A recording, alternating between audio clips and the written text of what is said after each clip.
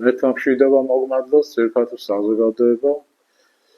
დღეს ვისაუბრებთ ომის გამომწვევ მიზეზებზე. ცხადია, არა პოლიტიკურ, ან გეოპოლიტიკურ ნიშნით, არამედ რელიგიურით, იმიტომ რომ სახეზეა აშკარად რელიგიური ტენდენციები, თუმცა ახლავს ცხადია პოლიტიკურის და ეკონომიკურის და გეოპოლიტიკური ხასიათიც. ჩვენთვის, რა თქმა უნდა, რელიგიური მნიშვნელობით არის საყურადღებო ეს გარემოება, რომელიც შეიქმნა დღეს მთელ მსოფლიოში და მიგვაჩნია, რომ თავად ქრისტიანობისადმი, ქრისტესადმი არამართებული დამოკიდებულების გამო და შედეგად ჩვენ ვხედავთ აი ამ მტრობის გაღვივების მიზეზს და ვხედავთ იმ სულიერ დეგრადირებას, რომელშიც საზოგადოება დღეს იმყოფება, შესაბამისად მისი მტრული განწყობებიც აი ამ სულიერ დეგრადირებით არის გამოწვეული. თუ გადავხედავთ ახლა მიმდინარე ომს, დავინახავთ ორ ძირითად დაპირისპირებულ მხარეს. ხო?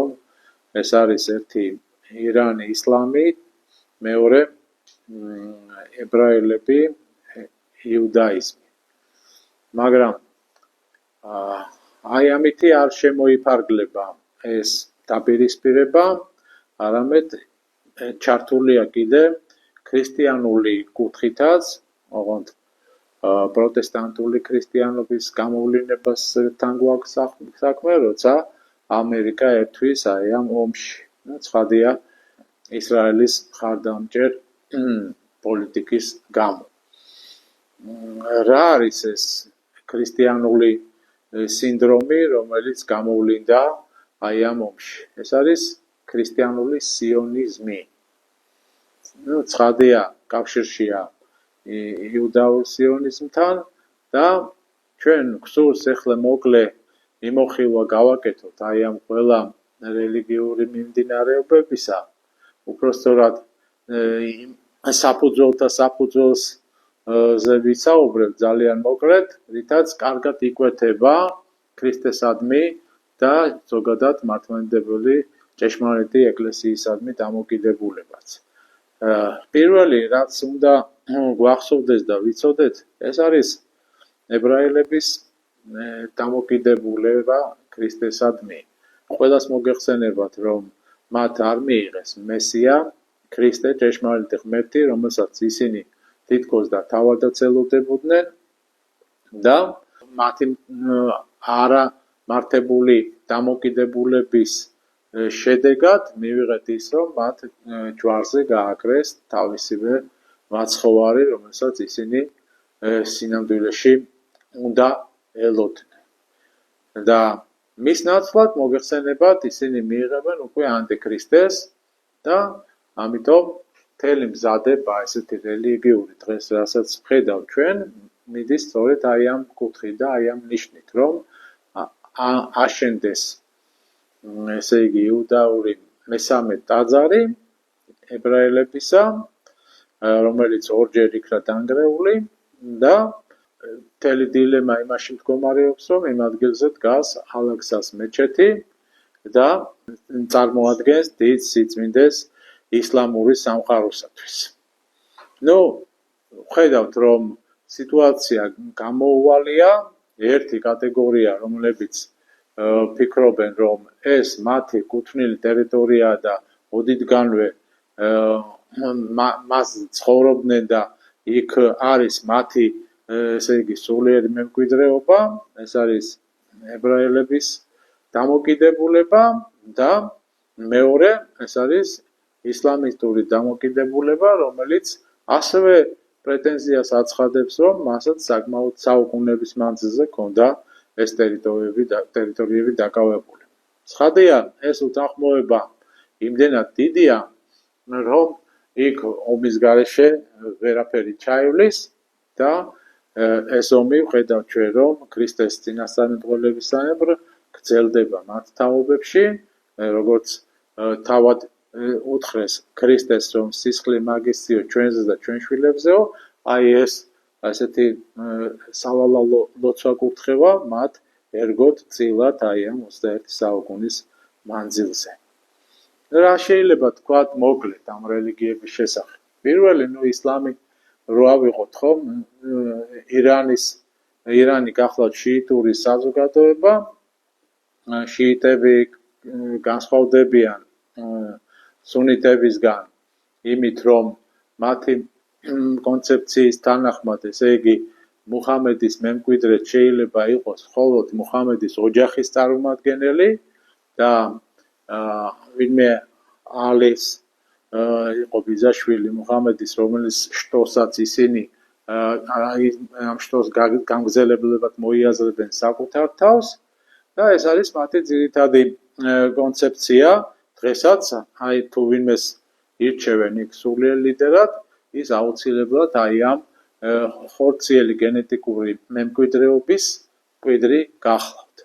მეორე სუნიტები უფრო ფართო გაგებითაა მათი მემკვიდრეობა, ისინი ფიქრობენ, რომ 4 ალიფას საფუძველზე გამრავლდა შემდეგ ეს ისლამური სუნიტური, ესე იგი, რელიგიური მიმართულება. ჩვენთვის ამას არსებითი მნიშვნელობა მართლმადიდებლებისთვის ცხადია არ აქვს, რასაც აქვს ყველაზე დიდი მნიშვნელობა, ეს არის ის, რომ ქრისტე მათთვის არ არის ღმერთი, არამედ წინასწარმეტყველის კატეგორიაში მოიაზრებენ მას.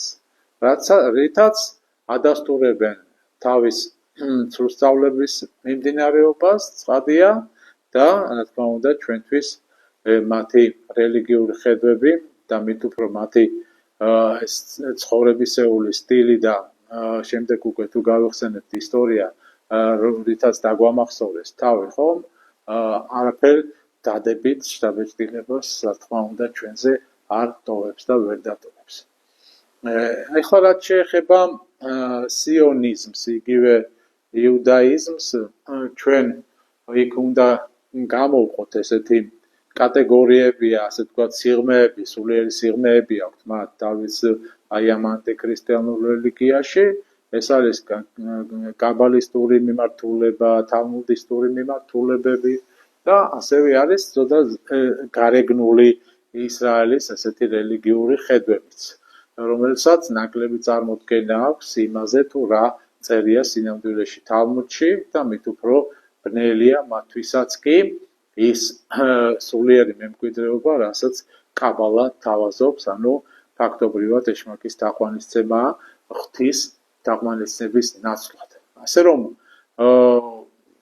ბანაკების დამოკიდებულება გასაგებია, ერთიც და მეორეც ტრობს ქრისტიანობას და ალბათ უფრო მეტად თუ ვინმე მტრობს ქრისტეს, ეს არის რა თქმა უნდა იუდაური ებრაული მხარე, იმიტომ რომ მათთვის მესია, მოსული მესია არ გახდა მხსნელი სამყაროსი და მათი მხსნელი, არამედ მათ ჯვარზე გააკრეს ის და ასეთი საშინელი სიკვდილით დასაჯეს თავისივე აღთქმული მესია.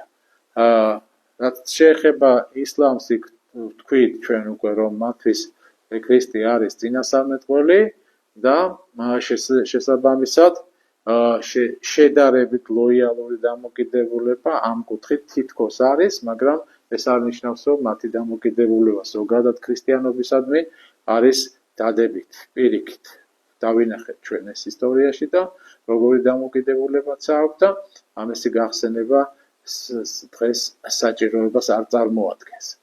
ეხლა რაც შეეხება მესამე ფაქტორს, რომელიც მოქმედებს თანამედროვე ამ ბოლო ომის პერიოდში, თუმცა ეს რელიგიური მიმდინარეობა, რასაც ქვია ქრისტიანული სიონიზმი, ბევრად უფრო ადრე გაჩნდა, რატომღაც ამ მიმდინარეობაზე ნაკლებად საუბრობენ დღეს და ძალიან გასაკვირიც არის, იმიტომ რომ გასაკვირია იმდენად, რამდენადაც მათი ეს პროტესტანტული მიმდინარეობა ფეხი მოიკიდა ჯერ ბრიტანეთში და ფაქტობრივად შემდეგ ამერიკაში გაიდგა ფესვები და ფაქტობრივად ეს ანგლო-საქსონური სამყაროსთვის გახდა ერთგვარი ტრენდი, ანუ შემოგდებული სიონისტების მიერ ქრისტიანული ტერმინებით გაჯერებული მთლიანად სიონისტური, იუდაისტური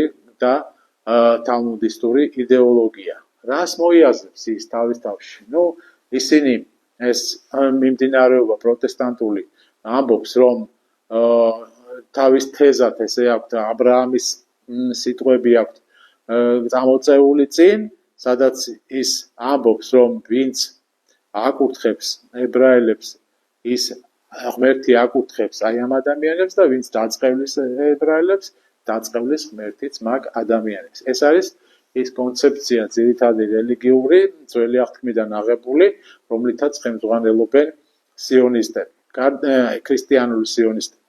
გარდა ამისა, მათი იდეა დაფუძნებულია იმ კონცეფციაზე, რომ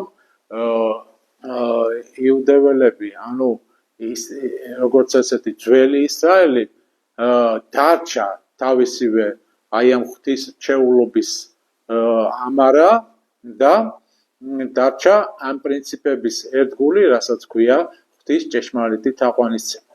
მაგრამ ჭეშმარიტი ქრისტიანული თვალსაზრისით ჩვენ ვიცით, რომ იუდეველების რჩეულობა როგორც ერისა დასრულდა მაშინ, როცა მათ ჯვარზე გააკრეს ქრისტე და ამის შემდეგ ქრისტიანობა მოიცვა სამყარო და დავინახეთ, რომ უკვე ახალი ისრაელის ტიტული მოირგო ყველა იმ მართლმორწმუნე ადამიანმა და მართლმორწმუნე ერებმა, ვინც ჭეშმარიტი ღმერთის თაყვანისცემელი გახდათ.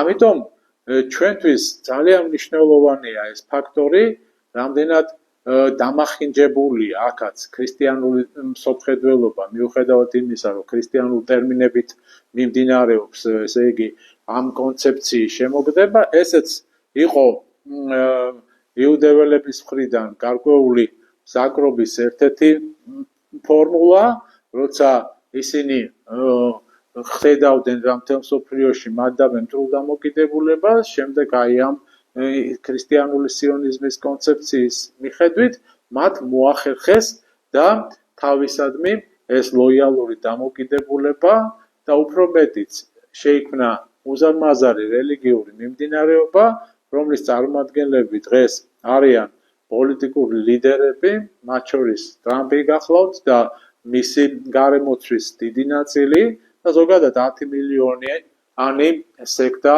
და მიმდინარეობა გახლავთ ის თანამედროვე სამყაროში. ასე რომ საკმაოდ საფრთხის შემცველია მისი კონცეფციები, იმიტომ რომ მთელი შინაარსობრივი არსით ის პირდაპირ ამბობს, რომ ებრაელების ანუ ისრაელის კონცეფციები არის მთავარი და დომინანტი თანამედროვე სამყაროში, ხოლო ქრისტიანობა აი ამ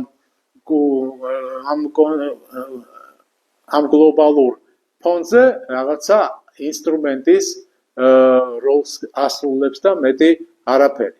ეს არის ის, რაც ჩვენთვის არის ყოვლად მიუღებელი და კიდევ უფრო მიუღებელი გახლავთ ის, რომ როცა ქრისტიანული სიონიზმი დღეს იწყებს რა ომს, ესე იგი ნამდვილ სიონიზმთან ერთად, ის ამბობს და აცხადებს, რომ ეს არის წმინდა ომი, რომელსაც ისინი აწარმოებენ და უფრო მეტიც, რომ მათ უნდა მოამზადონ ამითი არმაგედონი.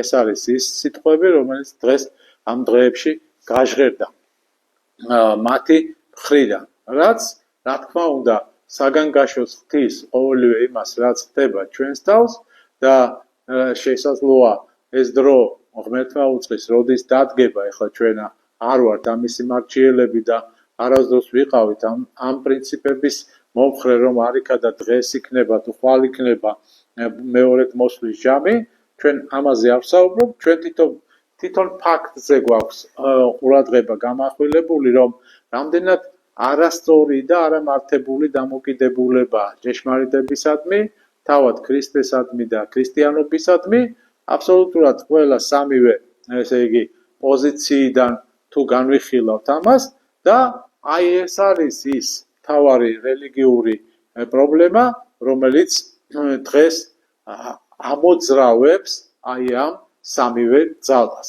ორი კოალიციური ძალა გახლავთ, რა თქმა უნდა, და მესამე თითქოს დამოუკიდებლად მოქმედებს, თუმცა არც მას ხავს ნაკლები ხარდაჭერი თავისივე ცალკე კონცეფციებით აღებული სახელმწიფოები. ჩვენ კი მთავარი ფოკუსირება, რა თქმა უნდა გავაკეთოთ იერუსალიმის ტაძრის მშენებლობაზე, მაგრამ ერთი ფაქტია გასათვალისწინებელი, რომ თავად წმინდა მამებთანაც კი ეს აზრი გაყოფილი იყო ორ ნაწილად. ერთნი მაგალითად კირილე იერუსალიმელი ამბობდა, რომ ეს ტაძარი მათი ესე იგი ისრაელი შეძლებს მის აშენებას, ხოლო ოქროპირის თვალსაზრისით ებრაელები ვერ შეძლებენ აი ამ ტაძრის აშენებას. ნახოთ რა იქნება, ჩვენ ვიცით რომ ცდილობები იყო აშენებისა და ამოვარდა იქ ცეცხლი და ვერ მოახერხეს მისი დაწყებაც, ეს იყო მე-20 საუკუნის დასაწყისშიც იყო, მანამდეც ბევრი მცდელობა ჰქონდათ ამის აშენების და აგების, მაგრამ დავინახეთ რომ ღმერთს არ სურდა ამის გაკეთება. მათ რა თქმა უნდა ყველა პირობა იმისთვის რომ ამ ქვეყნიური გაგებით ყველაფერი აქვთ მომზადებული, ქვამასალით დაწყებული და შესაწირი მსხვერპლით დამთავრებული და ჭურჭლებით და სასულიერო პირებით და ყოველივეთ ფინანსებით და ყოველივეთი, მაგრამ ღმერთი არ აძლევს მათ ჯერჯერობით ამის გაკეთების საშუალებას. თუმცა ვნახოთ რა იქნება. ერთი რამ ცხადია, რომ უფალი საუბრობს, რომ ანტიქრისტე მოვა და დააჯდება ღვთის ტაძარში. აქედან გამომდინარე, ამ იუდეველების ტაძარს ჩვენ ვერ უწოდებთ ჯერ ესეთი ღვთის ტაძარს. თუმცა ნახოთ როგორ განვითარდება, არ გვინდა რაღაცნაირად ვიყოთ პრინციპულები იმ გაგებით, რომ არიქა და ჩვენი მოსაზრება არის ნამდვილად ზუსტი, იმიტომ რომ ეს იმდენად რთული საკითხი გახლავთ და იმდენად მრავალ წახნაგოვანია მისი მხარეები რელიგიური ნიშნითაც კი, ჩვენთვის უბრალოდ ისიც საკმარისია, რომ დავინახოთ ეს რელიგიური პათოსი, რომელიც აი ამ რელიგიებს ახლავს. და რაც თავარია, ჩვენი მართლმადიდებლური მიდგომა მათ და მი. ეს არის ყველაზე მნიშვნელოვანი, როგორი უნდა იყოს.